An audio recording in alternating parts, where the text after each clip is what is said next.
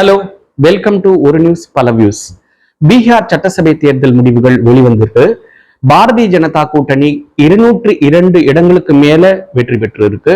सबसे पहले मैं बिहार की जनता को, बिहार की महान जनता को विशेष धन्यवाद.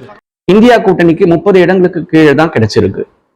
இந்த தேர்தல் முடிவுகள் எதிர்பார்த்தபடி அமைஞ்சிருக்கா, எதிர்பாராதபடி அமைஞ்சிருக்கான்னு சொன்னா ரெண்டுமே தான் சொல்லணும். பொதுவாவே ஒரு தேர்தல்னாலே தேர்தலுக்கு முந்தைய கருத்து கணிப்புகள், தேர்தலுக்கு பிந்தைய கருத்து கணிப்புகள் முரண்பட்ட முடிவுகளை சொல்றதுனால தேர்தல் முடிவுகள் வரும்போது எல்லாருக்குமே அவங்கவுங்க கட்சி நிலைப்பாட்டுக்கு ஏற்ற மாதிரி எதிர்பார்த்தபடியும் இருக்கும், எதிர்பாராதபடியும் இருக்கும். ஆனா யாருமே எதிர்பாராத ஒரு முடிவு இந்த தேர்தலில் வந்திருக்கு. ஏன்னா எக்ஸிட் போல்ல கூட 150 170 இந்த ஆவரேஜ்ல தான் பாரதிய ஜனதா கூட்டணிக்கு வெற்றி வாய்ப்பு இருக்குன்னு சொன்னாங்க. ஆனா அவங்க பெற்றிருக்க வெற்றி 202க்கும் மேல, ஏறக்குறைய 3/2 பங்கு வெற்றிக்கும் மேல அவங்க வெற்றி பெற்றிருக்காங்க. இது ஒரு லேண்ட்ஸ்லைடு விக்டரி.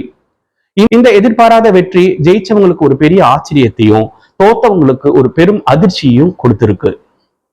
நம்ம ஏற்கனவே ஒரு வீடியோல சொன்ன மாதிரி இந்த தேர்தல் முடிவுகள்ல எதிர்பாராத வெற்றினால அதற்கான காரணம் ஒரு சஸ்பென்ஸாவே இருக்கு.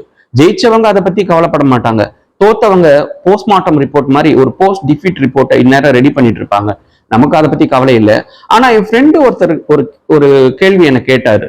அதாவது ட்ரெண்டிங் முதல்ல பொதுவா எதிர்கட்சிகள் ஜெயிக்கிற மாதிரி ட்ரெண்டிங் ஆரம்பத்துல இருந்ததுன்னா அது அப்புறம் சில மணி நேரங்கள்ல மாறி ஆளுங்கட்சி ஜெயிக்கிற மாதிரி மாறிடுது.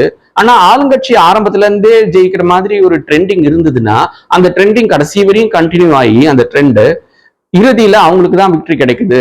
அது ஏன் அப்படின்ற ஒரு கேள்வியை என்ன கேட்டார். சில கேள்விகளுக்கு மௌனம் தான் பதில். உங்களுக்கு பதில் சொல்லணும்னு தோணுச்சுன்னா கமெண்ட்ல சொல்லுங்க. நன்றி, வணக்கம்.